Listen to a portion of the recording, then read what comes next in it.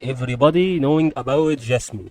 Okay, and it's about to deal with it, a technical analysis and the price prediction on 22/8, and it's start explaining this step by step because this JASMY cryptocurrency should be in our investigation, that it should be carefully about how can we invest, but it's actually one of the current now cryptocurrencies, which is good because it's being invested right now in every part of this strategic line, and once again it will increase like that, as we can know what's as our price prediction of this JASMY cryptocurrency.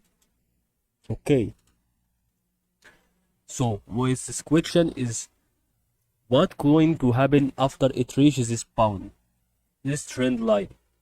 Okay, it will do the same one. Okay, this is the first price prediction. The second price prediction about that, it's going to increase in momentum because this part where it's going to make a breach above this trend line a little bit and indicates a possibility. Okay, it increases the possibility of increasing in momentum.